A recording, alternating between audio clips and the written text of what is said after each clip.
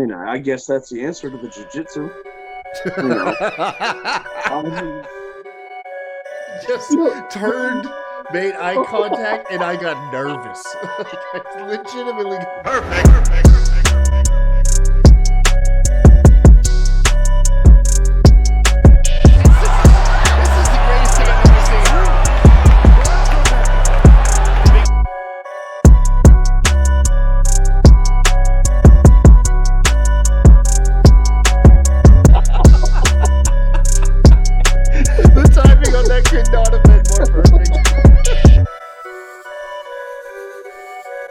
I'm coming for you. You better be ready.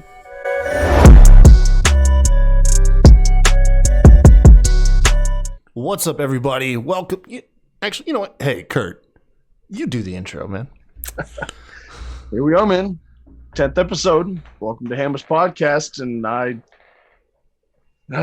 kind of made a bet a couple podcasts ago, and now I have to do it. So, yeah. Hey, welcome, everybody.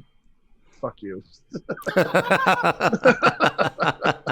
No, I'm excited to be here, man. I am. It's just, once it kind of set in, man, like I said, it kind of set in. I have to do it. If you guys are wondering, if this is your first time watching the show, for one, thank you for joining us. Absolutely. Kurt and myself had a little bet before the Super Bowl on which team would win, and the loser had to eat. I swear to God, I thought the fucking Chiefs were gonna win, dude. I'm serious. Like, I definitely thought it too, man. I was that confident. Like, yeah, fuck it, habanero pepper. Fuck it. Yeah, right. And then, but I could not find one. All right, the Chiefs lost. I'm a man of my word. I could not find one. I mean, I went to all of two places, but I couldn't find it. All right, but I did find this shit. It's basically habanero hot sauce. It's a good old habanero hot sauce. It has habanero in the name. And I mean, it's literally habanero and vinegar and salt. So you'll do a shot of that at the end of the show? I'm gonna, I guess. Yeah, sure. Yeah, for the punishment, if you're watching this on YouTube, I'll timestamp it in case you want to skip the whole damn show just to watch the punishment. I'll timestamp it in the description. But if you are on YouTube, man, make sure to like and subscribe this. Listening to us on the audio version of the podcast, make sure to leave a rating or a review. If you could, share the show. You know, we're a new MMA up-and-coming show. Two brothers that just like to drink beer. We're just trying to have some fun. And talk UFC. Speaking of drinking beer, by the way, I am drinking combination. I've got Bud Light on tap, and then after the Bud Light on tap, not on tap. Never mind, that's a lie. I was like, I got a Bud Light left over from the other night. I have next up. I've got Touche IPA. Look, it's Touche. It's got hops and titties right there. If you can see it. Yeah. But I mean, all right. And then lastly, I got some Corzo tequila to top it off. They did not have, Terramana, the Rocks tequila. That's what I wanted to drink, but that's what it is? No. I wanted Terramana, but my ghetto. No. I know. I forgot the name. ABC store, it didn't have any. So I got Corzo. Corzo's good. It's good. We've been shouting out the Rocks tequila for a couple podcasts now. It's really good shit, man. I guess so. I mean, I'm not a tequila fan myself, but I can't say much. I drink Senator's Club whiskey, so it's nothing that special. So is that what you're drinking tonight? Yeah. I got my old Senator's Club, and I got the old Sam Adams, Boston Lager. There you go. Yep. Cheers to two things: 25th anniversary to old Bruce Buffer, and I think Happy Gilmore. Oh shit, that's right. Happy Gilmore, man. 25 years. Out. Hey, it's been 25 years since I've done this. Let's see what happens. I'm scared. Shooter McGavin, this is for you. Look at Sandler. Crushes it. I'm not lying to you, that is smash.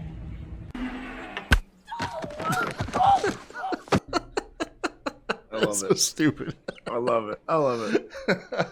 It's my favorite childhood movie, man. I've seen that movie 1,000 times. I could watch it another 1,000. Could recite that movie line for line. That was my favorite movie. How long did it take you to realize that was Ben Stiller? I don't know, man. I was older. Man. Yeah, exactly. When I was old, I was like, no shit. Wait a minute. Do you see that Adam Sandler shitty movie he made recently? Which one? I mean, he's got some good ones. The But Adam Sandler Netflix Halloween Hubie Sandy Wexler.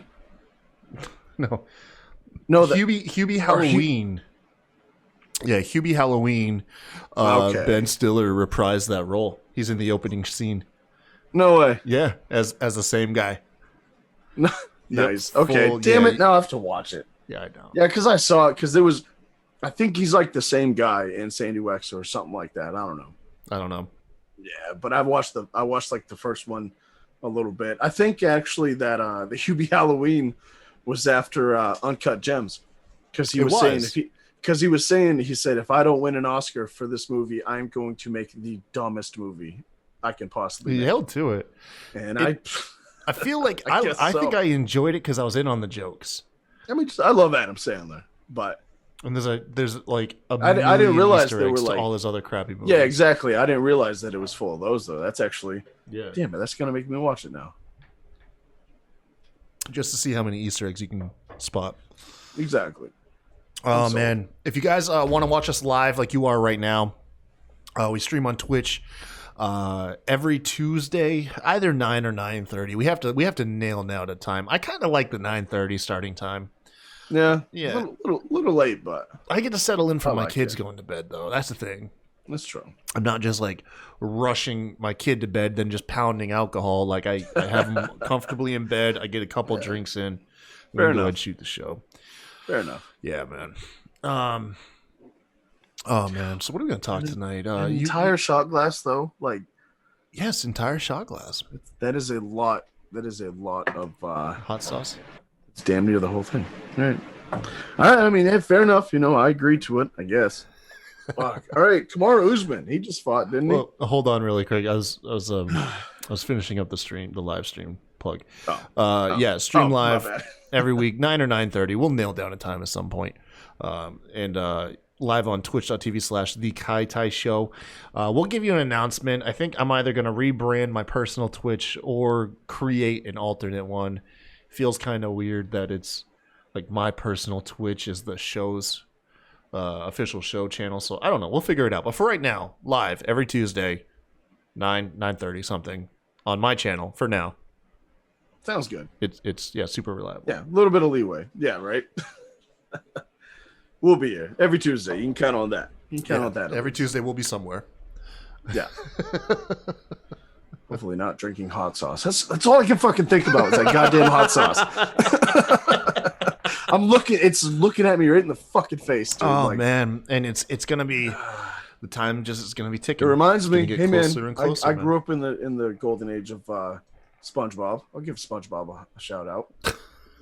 There's a scene. There's like one drop of hot sauce. It's like, yeah, I'm about to be really fucking hot. And it's just staring at me. All right, whatever. Let's get on with the show. Did you catch UFC Saturday? Well, of course I did. I caught it in virtual reality along with you. Yeah, no, we did watch that in VR. That's awesome every time, dude. So I'm gonna watch UFC like that from now on. I only caught what we watched, which the rest of the card, because I watched, you know me, I start right at the prelims. Yeah. And nothing really fantastic happened. Like there was no 2-touch spinning back kick like, a few months ago, but they were entertaining. I saw pretty good Tommy fights. Toehold going off about some shit on Twitter, man. Well, there was the main not main event, but headlining fight of the prelims. Yeah. There was this undefeated jiu-jitsu guy, from Brazil. The guy, looked like a model. He was jacked, he was Mr. like up and coming. He had so much hype behind him. Yeah. The guy had won I think 6 or 7 Abu Dhabi grappling world championships or whatever. And he was basically fighting this not scrub, but not tomato can, but not no name, but basically all three. You could tell this guy was supposed to make him look good. And he cracked him. Mr. No Name cracked him in the first round. And guy went for the takedown, got the takedown, but kind of, I don't know, he gassed himself out bad in the first. And Mr. No Name came back in the second and actually rocked him again. It submitted him, dude, with a guillotine. Okay. And Joe Joe and DC were losing their minds because because of the credentials this guy had, man. So that because I'd known about the guy before, I had seen him fight before, and it was, I mean, talk about an upset. Someone get cut really bad. Tommy Toe holds on here saying that they needed to pour cement on some cut to get it to seal up. You recall anybody having a really bad cut? Not exactly, but as the fights go on, you know, the beers start going down more. So if it would have been like Usman or like Gastelum, I would have noticed. But off the top of my head, no, I'd have to go back and look. I think I found his tweet possibly relating to the fight you're talking about, because he's like, holy fucking shit, you guys. Madness. Goddamn, do I love when a huge underdog starts fucking someone up. It's insane. Yeah. I'll go back and watch that. They were saying like they were hyping this guy up so much, man. You know. So it was just, hey, that's the sport. You know, that's why we love to watch it. Yeah. I think really the only real talking point that came out of here was the main event. Kamaru Usman and Gilbert Burns. How hard Burns cracked Usman in the first, and just somehow Usman stuck in with it. I mean, Usman was hurt for the entire first round. Yeah. You know, after that shot, you could see it in his face. You could see it in the way he was taking more punches. But Burns actually said, he was quoted, he said he cracked Usman with that shot and then just kind of not TJ Dillashaw, Cody Garbrandt. When if anybody has seen Cody Garbrandt fight, he either gets cracked or he cracks somebody and just sees red. Yeah. And just goes for it. Oh, so, you're talking about Usman when he got hit. When Burns cracked Usman, Burns just went for it. And I was actually saying that when Burns was kind of going for it, I was like, he's got to be careful not to gas himself out. This is a 5-minute fight. But Burns, I think he burned himself out that first round, and it caused him to get cracked right back in the second. Was it the second or third? He got finished in the opening 30 seconds of the third. Yeah, that's right. So he was cracked in the second. Yeah, he was cracked in the second. Then he got dropped, I think, with a jab in the third. I mean, either way, he was already hurt so bad. Yeah, either way, Usman looked very dominant. A lot of people coming out saying like, who's gonna beat him? Colby Covington came out and said Usman looks primed to get knocked out. I saw that, and I'm like, well, he has a point, but he also doesn't, you know, because as the champion, when, you know, some comes out and clocks you like that in the first round, just because you didn't get finished, you know, doesn't mean that can't happen again. And he's not always going to take those shots. So if someone like Burns could come out and crack him, like, hey, that kind of showed like, hey, this guy isn't invincible, you know. Is he going to be the one to do it? Covington? Probably not. I don't think so. Covington. So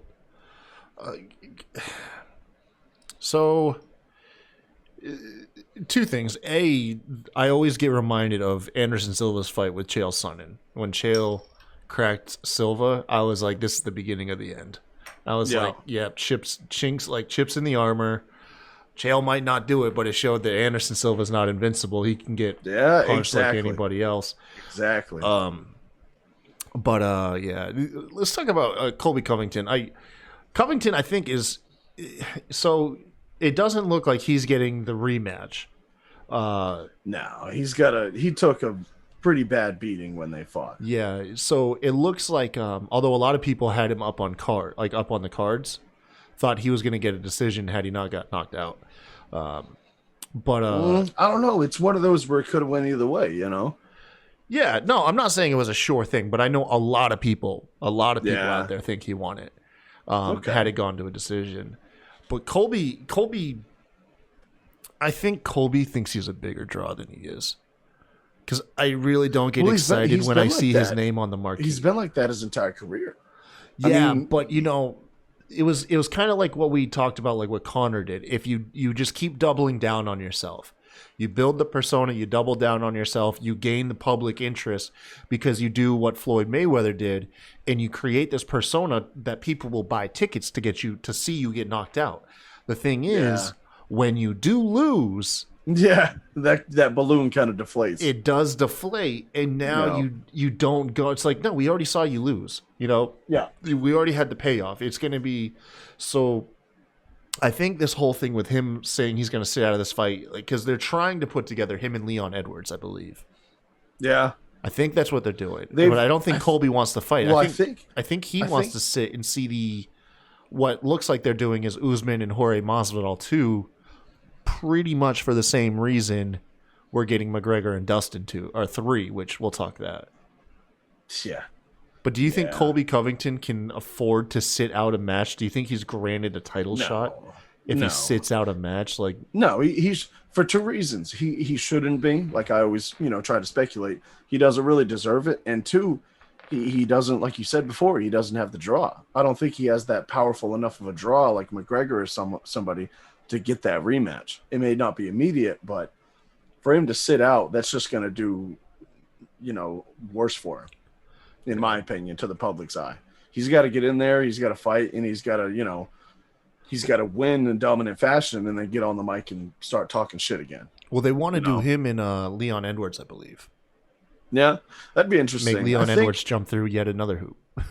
Yeah, right. Leon Edwards is one of those guys. It's like we've seen happen to Cerrone and people like that. It's like they get on a roll and they're a good draw, but it's like, well, hold on, wait. All right, we'll get it next time, but in the meantime, fight this guy. It's they kind of just like keep brushing him off a little bit. But Edwards he's decent, but I don't know if I think that is actually the win that Edwards would need. If Edwards got a win over Covington, okay, that's when we can start talking about number one contender. Kind of like when we saw Gaethje beat Tony Ferguson. Man. There's no denying your title. There's no denying it now. Yeah, exactly. God knows. Ferguson. What do you think of them wanting to do Usman and Jorge Masvidal too? I don't know, man, because the first fight wasn't really. He didn't get a full camp. Yeah, that's true. That's basically the only thing that's holding that argument up, though. He didn't get a full camp, man. Yeah, I mean, but that's the thing, though. It's like I don't think Masvidal has the tools, though, even with a full camp, to dethrone Usman. Now, I'm not really a fan of Usman. Usman got cracked. Touche. I mean, Usman got cracked. What does Jorge do, man? He cracks people. He does, man. He puts it on him, dude. No, I kind of agree with you. I'd still have my money on Usman, but I wouldn't be like shocked if Jorge Masvidal won. Yeah, it wouldn't blow my mind. I'd be like, he's fucking Jorge Masvidal, folks. But I mean, who else though? Who else deserves it? I mean, Stephen Thompson was coming out saying him in a fight with Usman makes sense, But I think that's Thompson just trying to put himself in there because the guy's. Yeah. Dude, he's how turning about 37 pretty quick. Stephen Thompson with one of the baddest statements in the fucking world.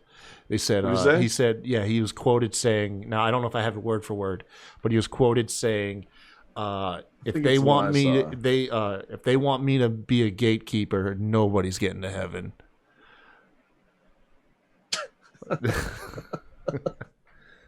Man, look, he's trying. He's trying, all right. You got to give him A for effort. Because Thompson has never, he's been the furthest from a shit talker. Yeah. So it's like, hey, man, he realizes the game. You got to do what you got to do. So I was on Twitter today, man. I was on Twitter and where are you now? Yeah, I'm always on Twitter. Whether I'm tweeting is the other thing. Like I love fucking scrolling through Twitter. You find gems, and MMA Twitter is something that I'm new to because like we say on every episode, I do the pro wrestling stuff, pro wrestling podcast over on Smack Raw. That bit that you showed me earlier, it was intense. The guy was heated. Oh yeah. On unpopular opinions. That was fucking heated, dude. All this argument was. So I do a show where, and I'm thinking about translating it to MMA. So this won't be too sidetracked from our show. I'm thinking about taking this premise. You were talking about that earlier. Yeah, I'm thinking about taking this premise and actually applying it to this show as well because it works in both settings. So over on the pro wrestling show, I host this show called Smack Drop Podcast, but we do this special episode that I do once a month, and it's called Unpopular Wrestling Opinions, UWO for short. And essentially what I do is I get other personalities that are in the wrestling world, whether they be other podcasters, wrestling promoters. We had at one point we had the guy who runs Synergy Pro Wrestling out of New Jersey. He's been on the show. We have pro wrestlers on the show. So that would be cool. Here we could get people in the MMA business, whether it's other YouTubers, podcasters, maybe amateur fighters, professional fighters. But what I do is I take tweets that are essentially hot takes. Either they're trying to get a rise or they have a genuine take on something about pro wrestling that might be considered unpopular. It goes against the grain. For example, if we were to say, like, someone tweeted out Anderson Silva's title reign is overrated, something like that. And then people would, Oh, yeah. And then usually what will happen is the panelists will debate whether or not the guy has merit, or if the tweet is trash, and then I'll play like a yeet sound effect and we'll trash the tweet. And it's all mainly tongue in cheek. It's meant to be kind of fun, showcase personalities, and get people to meet each other and just have a fun time. And it seems to be pretty good. Well, we had a tweet, and it was so silly. All it was is they took two pro wrestlers that are hot right now, AJ Styles and Daniel Bryan, and they said that they are this generation's version of Bret Hart and Shawn Michaels. Innocent enough, right? Mm-hmm.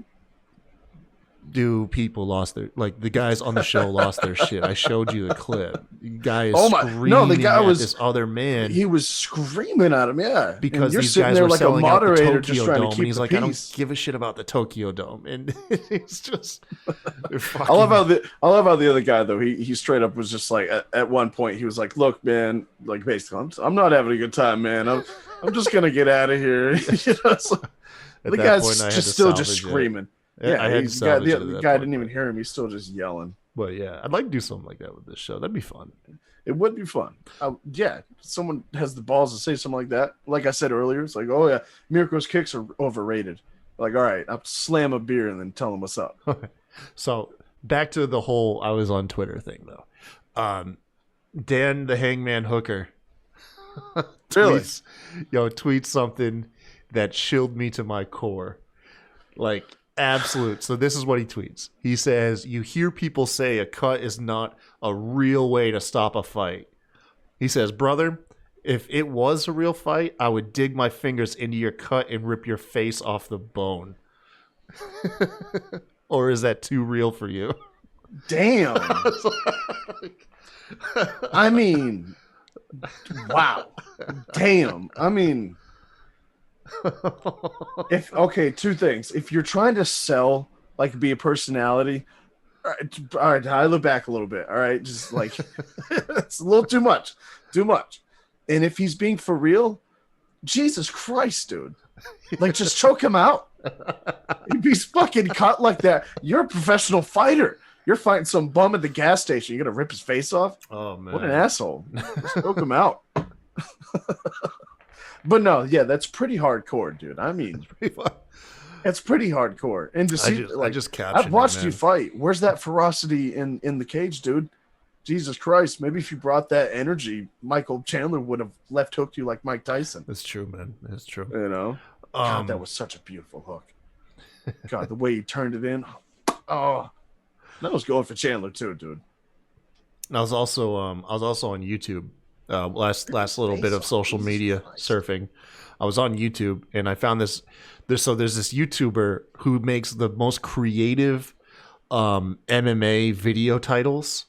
They're all beautiful. Like, they're beautifully titled. I think one of them most recently was what was it? It was something like, this guy fights for 3 minutes like 60. Someone's trying to rob his family or something. Question is he a mixed martial artist? I definitely see fighters like that. Wait, where's this video? I just go out there and do what I do. Oh shit! Okay, hold on, that's Twitter. I was like, what Jesus the fuck? Christ, where's this noise coming from? We're just so this fighting in Valley Tudo back in the day. God in damn. the Pocket MMA, but it said 3 minutes of Schaub getting knocked out and trying to get people to like him, and it just clips. And It's douchey. It's clips of him getting knocked out and then douchey clips. Poor guy, man. Like people shit on Schaub so much. Yeah. You know, I saw a thing like apparently on Showtime. You subscribe to Showtime. His special is literally under the category horror films. Oh, it's not God. It's not even under comedy. Dude, it's so like when your place that signs you or at least picks up your special, when they shit on you, it's like, oh Jesus. Yeah. Poor guy though. I mean, I don't know. He tried. I think he just got a little bit too much encouragement from Rogan and Callen. Like, yeah, dude, you're funny as fuck. Go ahead and do this. And everyone was like, well, you're gonna bomb sometimes, you know, so you just keep going out there.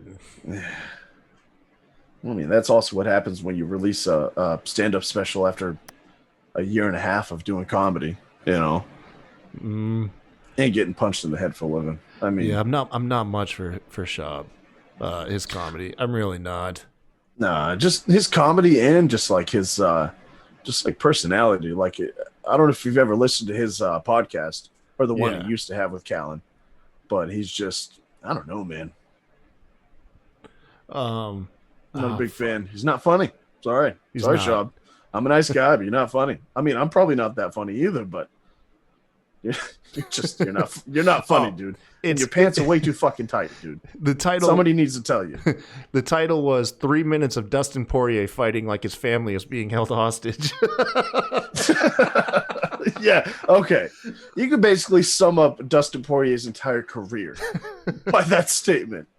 Like, dude, the guy for real fights like an animal, dude. Yeah, no, he makes the best goddamn titles. 3 minutes of Francis Ngannou sending fighters to the Shadow Realm and his much improved English skills. Which, by the way, that's actually really good. Watch his post fights. Yeah, well, if you watch his first fight in the UFC, see his progression of learning English. Yeah. Well, you know, Dana White went up to that guy after his first win in the UFC went was up to his coaching staff. Was teach that dude lead English. Uppercut. Yeah, he went up and because that first fight with UFC, hi Rex, was that lead uppercut that just crumpled the guy. And so yeah, you know, Dana White went up to him and was like, yo, yeah, teach this guy English. We're gonna make him a star. He had super long hair when he came into the UFC too. He did do with the braids. They immediately probably made him cut it. I don't know. Is that your dog? Please. I hear running around the set. Yeah, he's like has a ball. Rex. 3 minutes of Ben Askren doing what he calls striking and being a nuisance to Dana White. Some of the like cringiest insults. I mean, this guy literally just wasn't he the one that ended everything with like boom roasted. Oh, fuck! I'm so 3 glad minutes you of got a Colby flying Covington drowning other fighters in the cage and insulting everything that moves. Basically. I mean, basically. Oh man, I just had something. 3 minutes of Max Holloway overwhelming other fighters and being an extremely likable guy / great dad. / great dad. All right, throwing props. I mean, all those, they're pretty accurate. Dude, I love it, man. I love it. Oh, what I was gonna say is, whose boxing do you think is better? But not like against each other, but like overall, Ronda Rousey's or Ben Askren? Rousey. No, Rousey was knocking people out. She knocked out Betch Correia. Yeah, well, I guess. All right, he got me on a technicality. 3 minutes of Stipe Miocic destroying people and being hard to understand. I'm sorry, his post fight after DC put it on him for 4.5 rounds, then got knocked out. Jesus Christ, that guy's taking. I mean, dude, he's taking some punches. I do not see him beating Stiope. Ngannou again, dude. If Ngannou connects, dude, he's. Oh man, I think Stipe's Ngannou's taking learned a lot enough. of. Although Stipe's Ngannou's taking a lot striking of doesn't punches. look like it's improved any. If you go by his fights, No, but then I again, mean, you look only at get him. to see him in the ring for like 30 seconds. Yeah. So it's hard to tell. 3 minutes of Luke Rockhold getting finished, getting roasted, and just simply being an awkward guy. That one you have to watch it. It's so true, man. Luke Rockhold really is an awkward fella. 3 minutes of Tito Ortiz getting finished and people roasting him. They could make a bunch on Tito. Dude, Tito really was just the worst when it comes to post-fight, pre-fight interviews.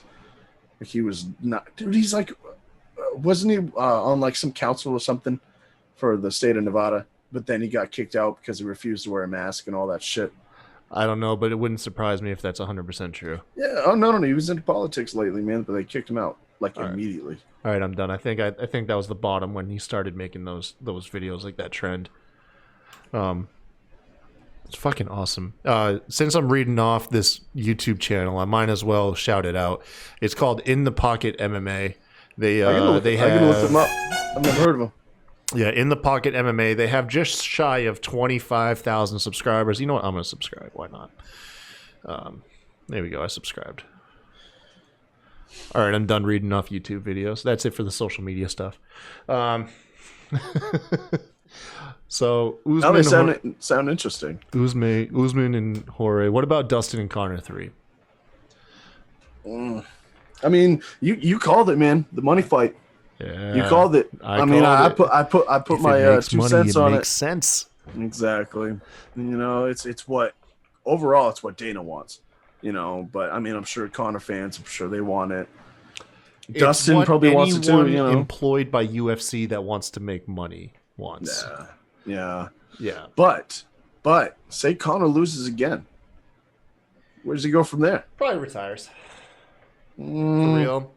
He's talking shit to Nate Diaz the other day. He was talking shit about his computer chair. Yeah, not for real. Diaz was like, he was like live on Twitter or something like that, and Connor was like in the chat. He's like, look at this fucking guy with his racing chair. And like, yeah. Hey, shut up, man. I just had to ditch my racing chair. It fucking broke. I'm sitting in some. Hey, man. I'm on lawn furniture right now. Tell that to Connor. I'm not talking shit about racing computer chairs. They look comfortable as fuck. It was until it broke. No, so I saw that and I was like, Connor's, I don't know, he's trying to spark something because that was before they announced the Poirier fight. So I was like, he's either going to fight Poirier or maybe fight Diaz. I was hoping for a McGregor and Diaz 3. I mean, come on.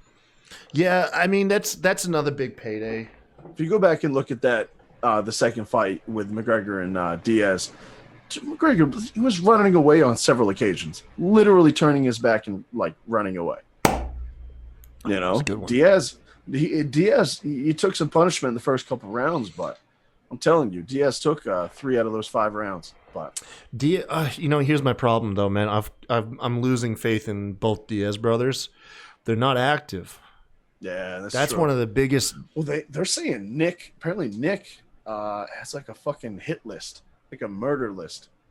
His coaches are saying something. They were quoted saying like, "Yeah, Nick has started this like kill list and he's gonna make his comeback to the UFC and he's gonna take all these people out."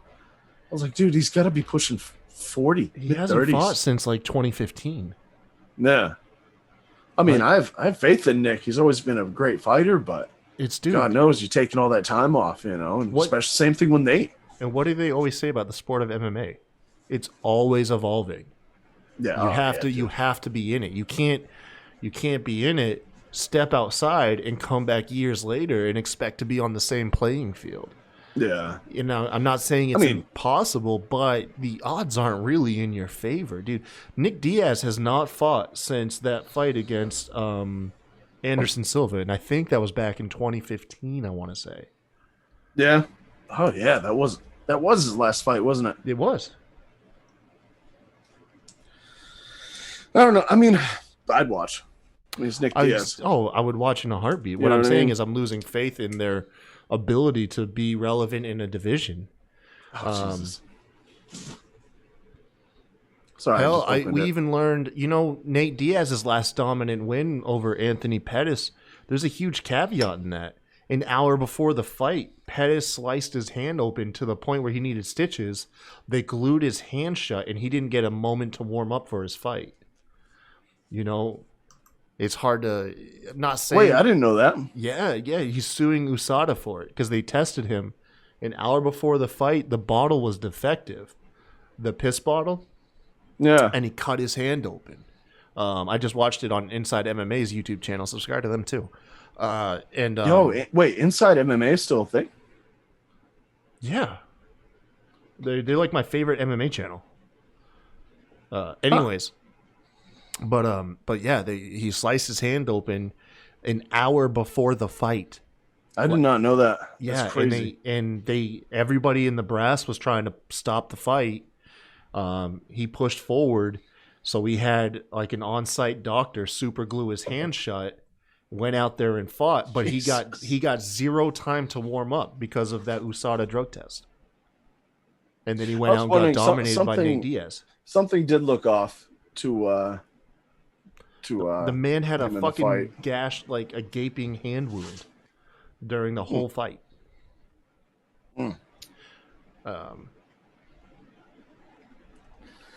Either way, the Diaz brothers, to be honest, like they would be draws when they come back. Yep, January 31st, 2015. But so I don't. 6 years ago. I honestly I don't see either of them winning because they're gonna fight top talent when they come back. Yeah. So I don't see either of them really coming back and winning. Nick Diaz lost his last 3 fights. Nick Diaz hasn't won a fight since 2011. Damn. He hasn't won a fight. October would be 10 years since his last win. Damn. Yep. I didn't even think of that. And it was BJ Penn. It was an out of it was out of their prime BJ fight. Penn. I remember that fight. That fight was sad. That's his only UFC win, by the way, too. From what? Since like UFC 60 something? Since his fight, with Robbie Lawler. Yeah.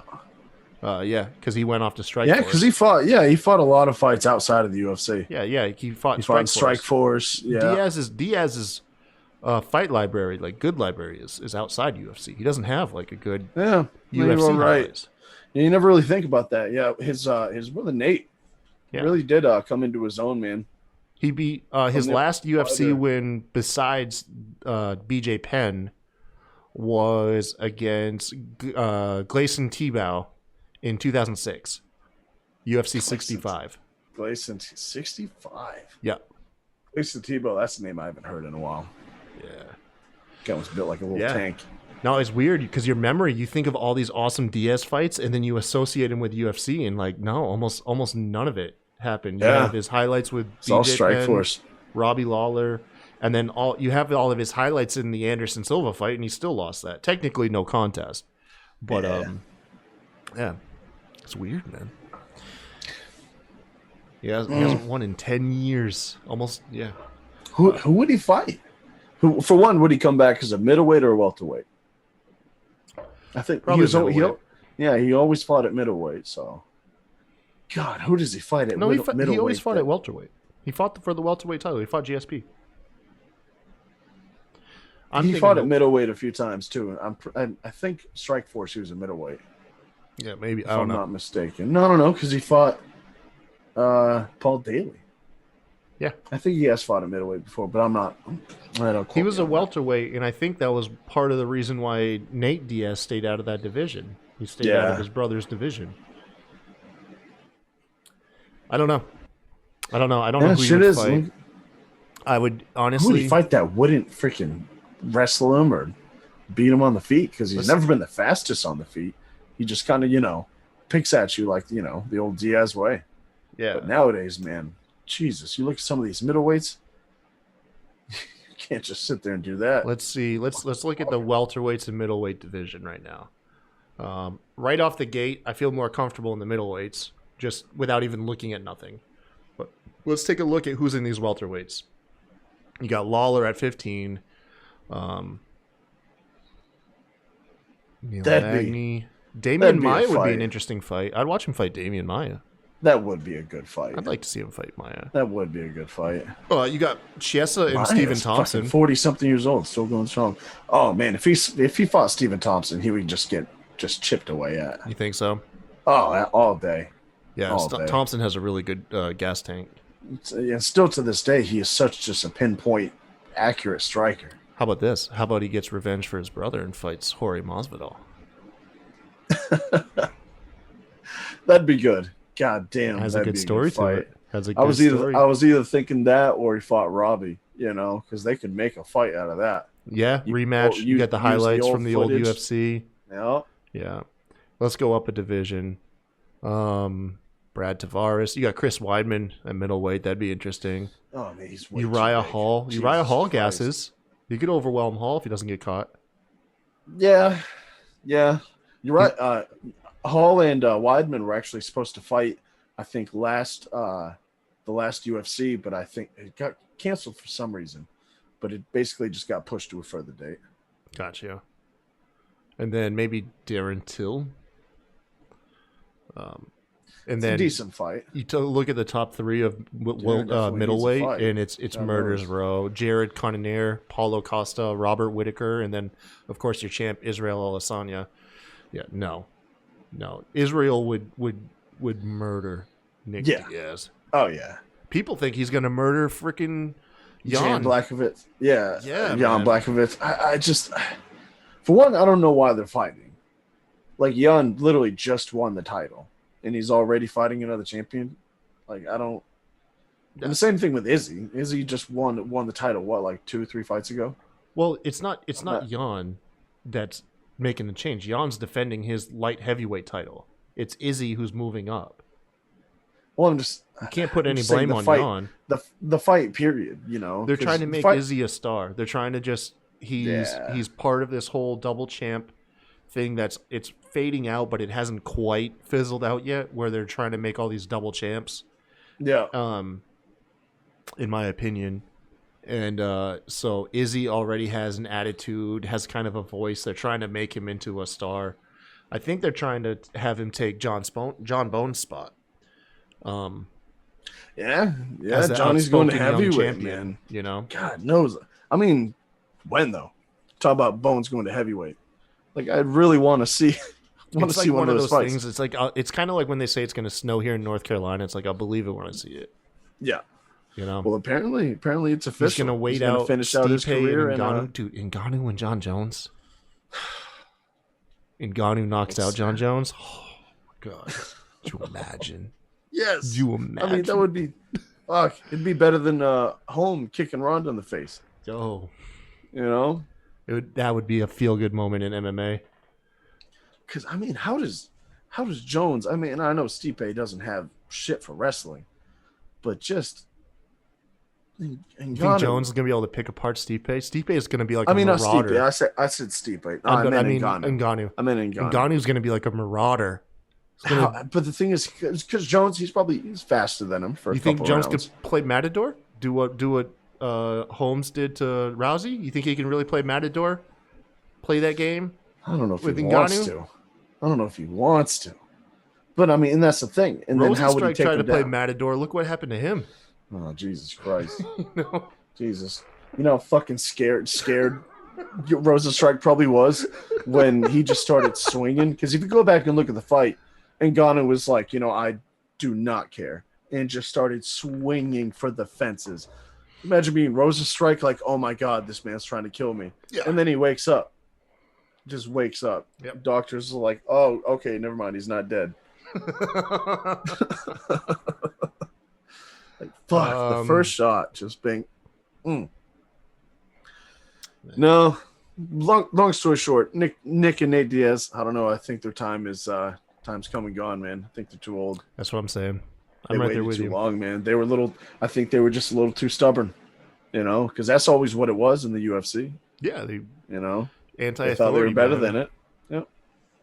They're doing their thing. They got gyms in Stockton. They're doing their thing out there. That's fine.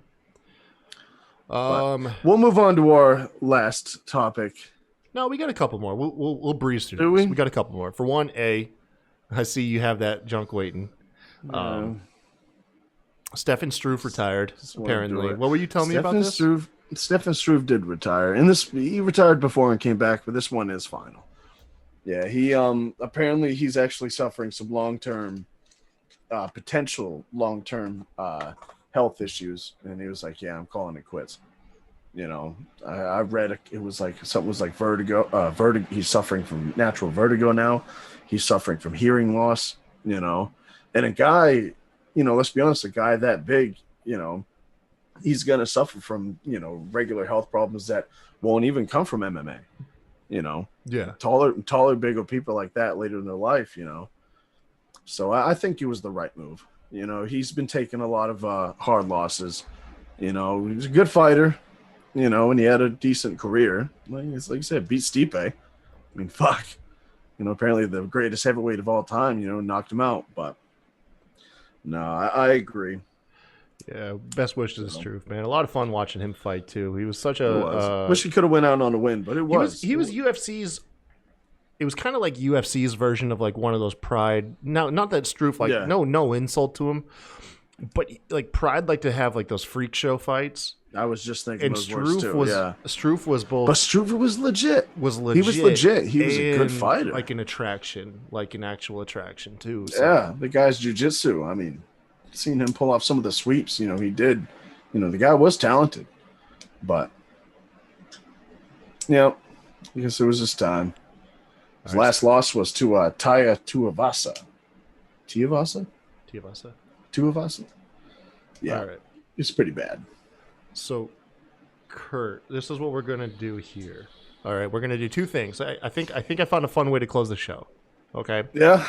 So what we're gonna do is this. I think what we're gonna do is we're gonna take this punishment thing, and we'll make this for a UFC event. What we're gonna do is we're gonna run a predictions on just the main card of the next UFC event. How about Blades and Lewis? Yep. And what we'll do is we'll run a predictions, and afterwards, I already have a punishment in mind for it. Whoever loses will succumb to this punishment.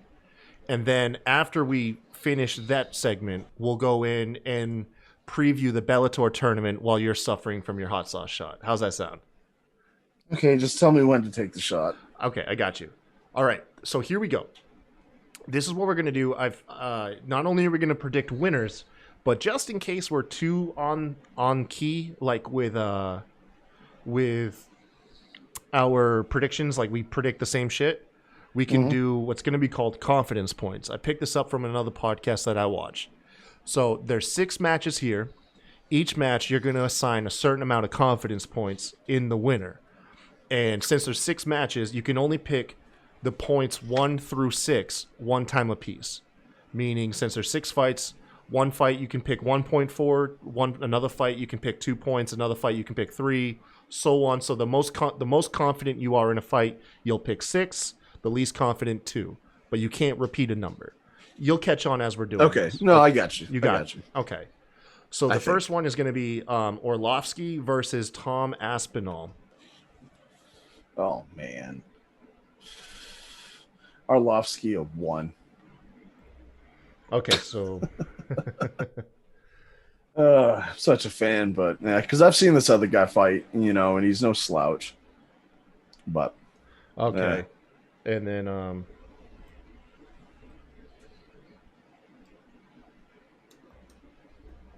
okay. So the next fight. Can I just sip on it? No. Just kind of like, can I get a little straw? No. Philip, stop. Just put it down. You're spoiling the next segment. Philip Lewis versus Imavov. Or Philip Hawes. Philip Hawes versus Imavov. Imavov, how many? Yes. 2. You already used 2. Or no, you used 1. Excuse me. I used 2. I used 2. I predicted Tom for 2 points. So I'm going to go Imavov 2, but I'm going to only do 1 because I have no idea who he is. Imavov for 1 point, and you said him for 2.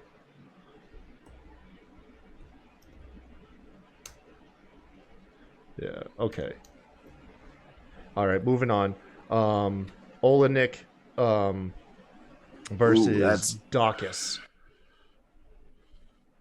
Olenek, how many points? Yeah, 3. Okay, I'm gonna go Dawkins. Olenek's just a machine.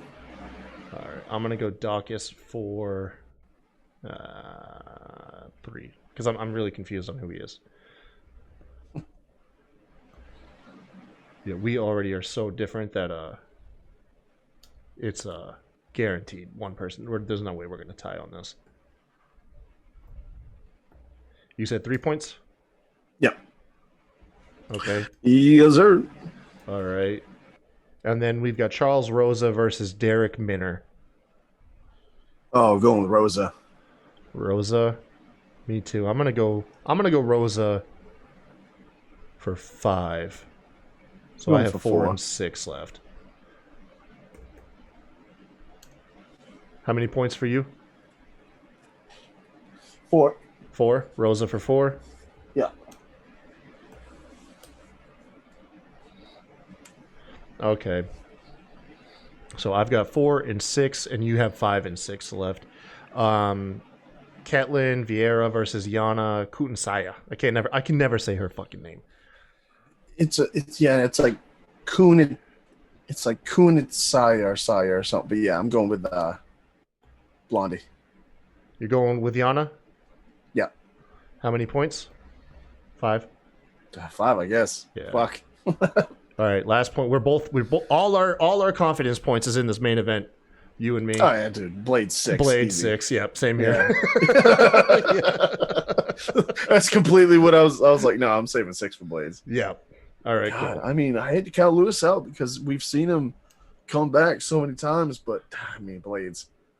All right. I think we should just bet on how many times Blades is going to take him down. Jesus, that could be a prop bet. Oh my God, I think I touched the hot sauce and I've been itching my eye. My eyes starting to burn. That's what you get. Oh Jesus. We won't do any prop bets on this just because we differ so much. Thing? All right, so here's the punishment. Whoopee. The punishment for this is starting on next Hammers Lounge until the following Hammers Lounge. Whoever loses has to be an Eli Manning stan and has to post at least 2 times a day on Facebook and Twitter about how great and how much they love Eli Manning. But no. Yep, that's the loser. Oh, dude. Every day. 2 times a day, Facebook and Twitter post out how much love. Yep, how much you love. You know how Eli many Manning. people are going to be... I live in Maine, dude. You know how many friends I have here? Like, fuck. All 4 of them are going to be pissed. Yeah, loser stands Eli Manning. If you guys aren't getting the joke, we're huge Patriots fans. So, yeah. Dude, you're like, this is worse than the pepper. Dude. Can I just take another shot of hot sauce? No. Hey, you'll probably win. You're more well versed in MMA than I am. Yeah, I don't know. All right. I did bet on Arlovsky, but at least there's just 1. He just can't put the combos together anymore, man. He tries. He's just stiff. He's do yoga or something. Yeah. Talk to DDP. Yeah. Guys changed lives. Where's this? It's Bellator. Bellator's what? Light heavyweight tournament, right? Yeah. All but I think 2 fighters are former UFC fighters. Yeah. They got Corey Anderson in there. Yeah. Excuse me. Yeah, same here actually. I just had something in my throat too. All right. But yeah. Go ahead, take your shot. This is for losing and betting on against Tom Brady. You deserve this. Mahomes. I didn't root against him, but I mean, I thought the Chiefs were gonna win. Fucking thanks, Mahomes. Fucking $400 million contract. All right, man. Bottoms up. Cheers. Cheers. I'll drink with you. Fuck. Actually, hold on. Really? Hold on, dude. I want to take a shot with you. Oh, I bet you make the worse liquor face than I do. probably. He's like, I was gonna do it. I was, dude. I was. It's like jumping off. I forgot. I saved my last shot for you. Cheers. Cheers. Oh, that was rough. All right, so we're gonna talk the Bellator tournament.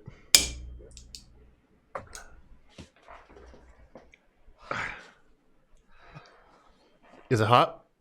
All right. All right. I can't cough because it'll be. So, Anthony, hold on. What fight are you looking forward to in the opening round first?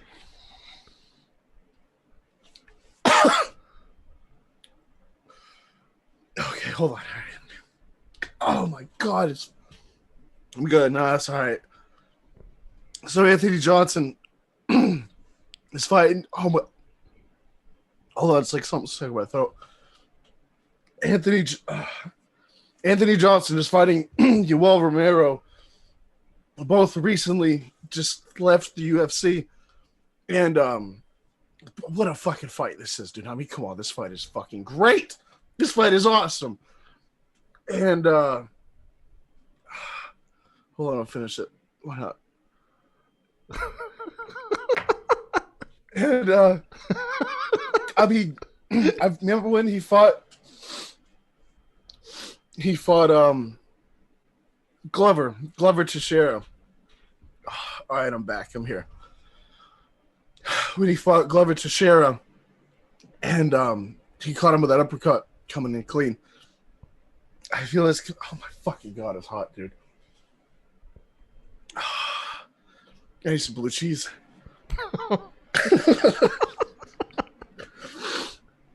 I don't need new milk. Hold on. Just fucking give me a second. God damn it. Stop pressuring me. So we got Ryan Bader taking on Lyoto Machida. Oh, fuck Ryan Bader. I'm talking about Anthony Johnson and Yoel Romero.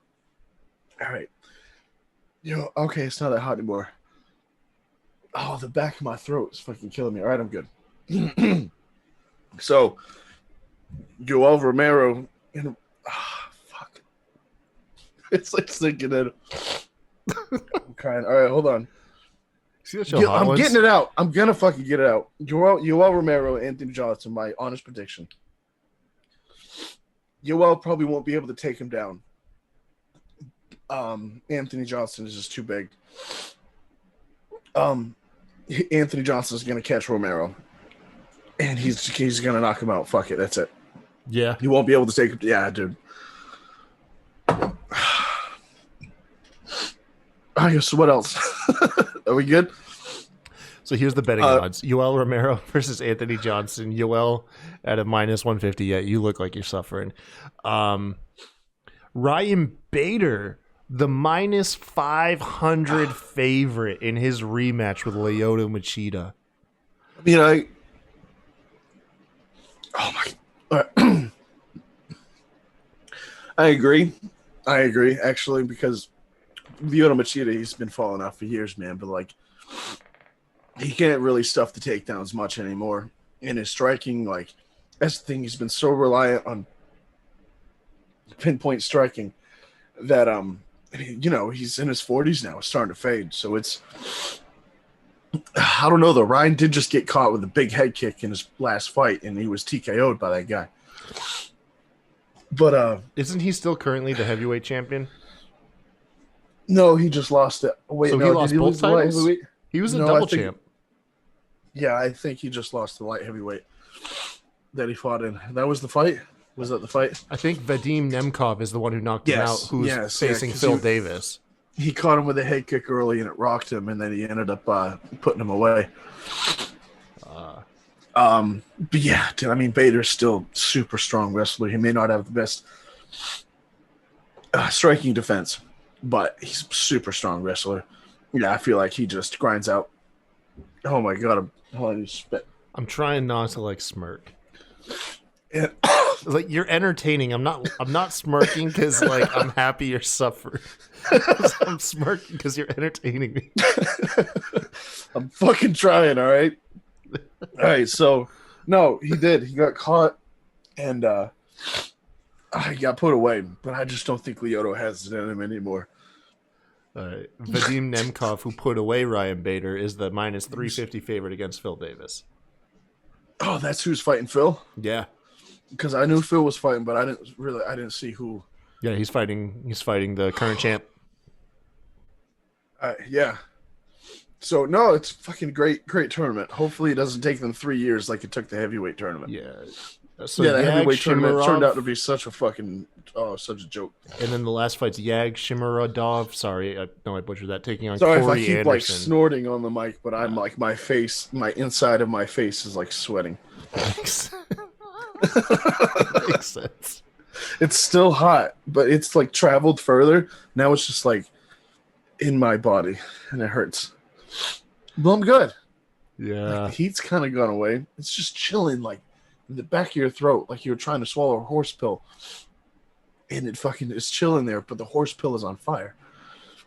But I'm good. No, it wasn't as bad as I thought. But yeah, I agree with you about the Bader and Lyoto because I mean, even though we got knocked out, it was back in 2012.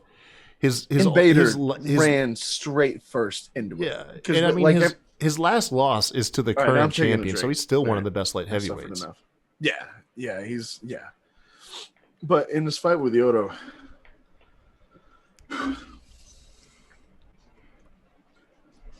that is disgusting. His fight with Lyoto, he couldn't get his hands on Lyoto, and that was like prime Lyoto back then, you know. And in this, I think it was the second round. Bader just got fucking frustrated and literally just ran at him with like a. Remember how Tyron Woodley knocked out Jay Haran? How he basically ran at him and clocked him with a right. Yeah. And flattened him. That's basically what he tried to do. And Lyoto just met him with just a piston of a left hand. Oh my god, it hurts now. And it just flattened him. So yeah, I'd have to say first rounds. I'd have to say Bader. I'd have to say Bader over Machida. Johnson over UL, even though I don't know why they put that fight to begin with. They should have let those guys meet later in the tournament. Yeah. That's a huge fight. But then again, they probably didn't want to risk it. They were like, fuck it, let's start this thing off with a bang. So, because that fight is going to draw some fucking seats, dude. Oh, yeah, it is. It's going to draw some tickets. And whoever wins is going to continue to draw while they're in the hell tournament. Yeah. Oh, exactly. Both of them. Or Johnson. Both of them are high-name fighters, yeah. So that's a pretty good move on their part. Davis, man, he's still going strong as a wrestler. So I'd probably say he takes that over. What do you say his name was? Billy? No, Nemkov, the current champ. Nemkov, rather. He's the current champ. Yeah, he beat Bader. So what's the rules in a tournament if the champ loses? Does the guy that defeated him, does that count? And is he now the champ, or are they non-title fights? I don't think he becomes champ at that point, but I think the champion loses his title. Okay. But I've always been confused kind of two on the same thing because I've seen a couple of these tournaments and these champs have. You're used to UFC where the champion never fights in non-title fights, but other organizations have done it, like Pride and stuff. You know, like the only other time I can think of a UFC champion having a non-title fight is when they fought outside their division, like Anderson Silva fighting at light heavyweight, or any champion fighting for another belt. You know, their belt's not on the line. But like a champ fighting in their own division and not losing a belt, that's weird to me. Yeah. Bellator has always been a little different. Scott Coker, he tries to. I mean, I feel like Scott you got to be different. You can't. The way he's just different. Be UFC light. I think. Yeah. Right. I think he tries to really appeal to the fans more. You know, like do what the fans want. You know, and I can definitely appreciate that. Mm. How you feeling? I'm good.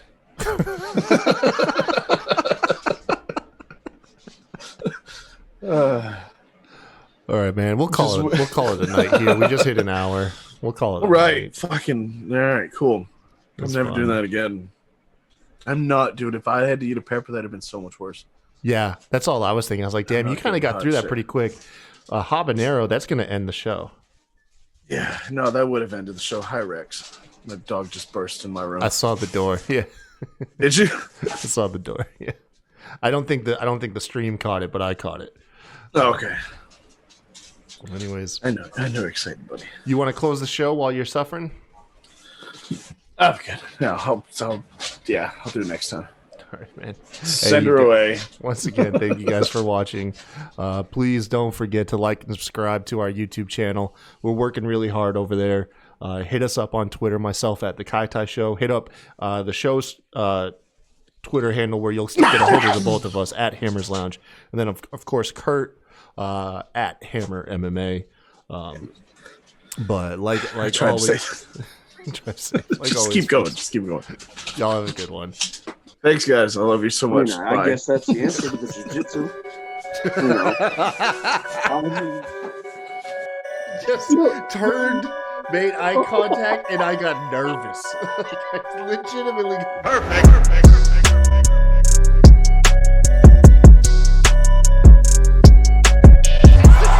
This is the greatest thing I've ever seen.